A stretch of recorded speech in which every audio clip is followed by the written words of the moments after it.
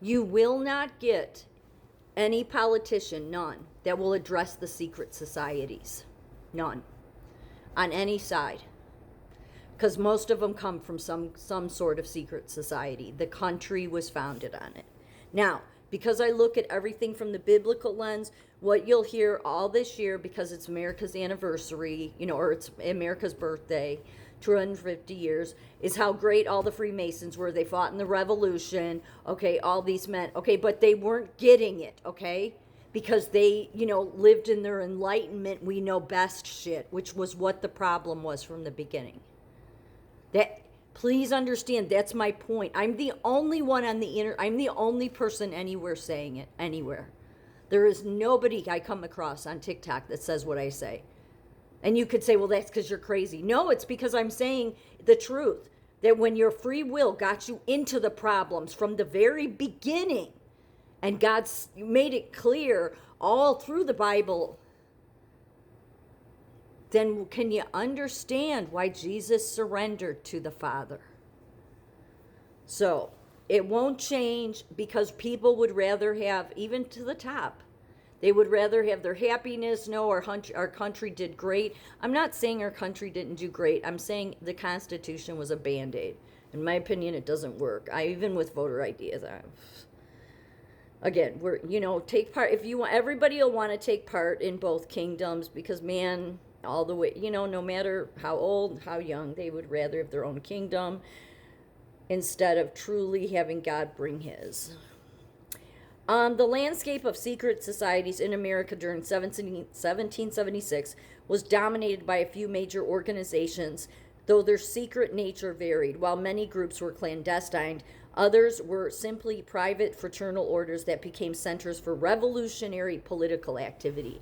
So, did God support secrecy? No.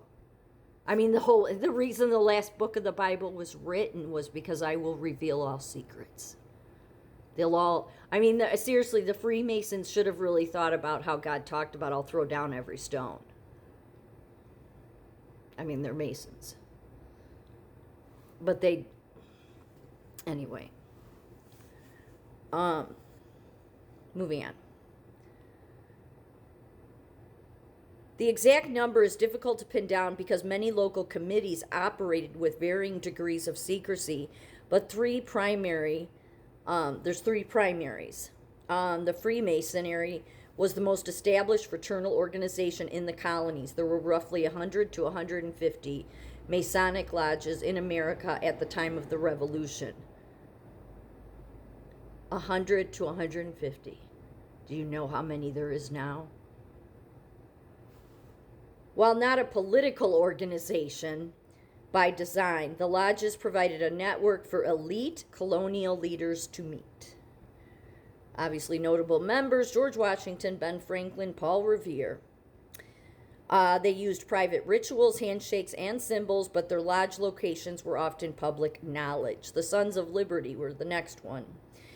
They formed in response to the Stamp Act of 1765. This was more of a radical underground network. They operated as a secret society to protect members from charges of treason against the British Crown. They used code names, secret symbols like the Liberty Tree, and nocturnal meetings.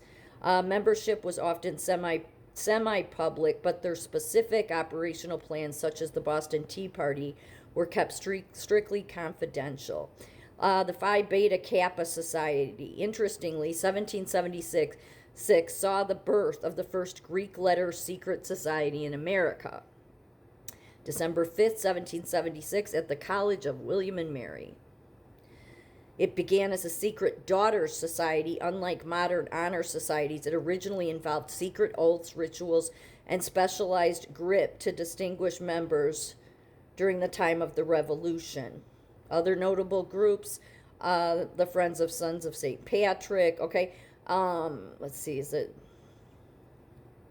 in 1776, virtually all formal secret societies and fraternal organizations in America were exclusively male-dominated and in most cases restricted entirely to men. So that is where the failure is. That and the oaths and the secrecy. It goes against the Bible. So we could say we're a Christian nation, but everything was done because of the Enlightenment crowd, all right, that will be highlighted as heroes all this year. And you could say, well, we're the country of religious freedom. Okay. But I mean, if you either want God's kingdom or you don't. He didn't support secrecy. He didn't support, taking oaths. Okay. Because it's all about, they all went out of their way, in my opinion, because they wanted their kingdom. Okay. Did they not understand surrender? Yeah. But did they want to do surrender? No. I think most men, it's ingrained in them that no, we will do it, okay? And then we all have to, we're all dragged along in the bullshit. Seriously. Revelations is called Revelation for a reason. God was so against all the secrecy. Everything is secret. We don't know half of anything that goes on in our government. Hell, our government doesn't even know, because these male-dominated societies became out of control with their own ego. And their ego is their false identity. They're the same as LGBTQ5+. They are. They have a false identity. They think we know how to mold men. No, you're not even secure enough as a grown adult to just be who you are. You have to have secret rituals, secret handshakes, secret oaths, okay? It's juvenile in every single fucking way. And yet nobody talks about it. Nobody. And they never will. Because in my opinion, even all the way to the top, they will want to, oh no, America, oh, America, America. God doesn't support that crap. He doesn't. He wants the country that's going to place him first. For the Freemasons place themselves first while they wrap charities around themselves and say, oh no, we do good works. Okay, whatever.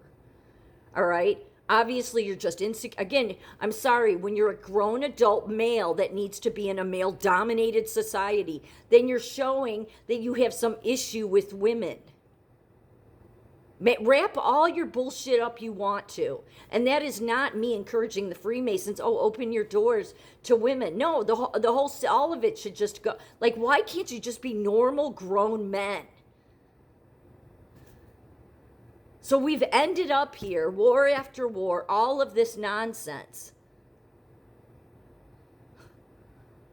Because of secret oaths, secret rituals, secret handshakes, male-dominated societies, and nobody will talk about it because the media, I mean, look at what would the media do if they don't have Democrat and Republican to go after, if they don't have a war to, suddenly keep putting the Fox News alert, boom out, the doo-doo-doo, the sound it makes, oh, breaking news, okay? What would they do? I mean, the media would fall apart in a true peaceful country.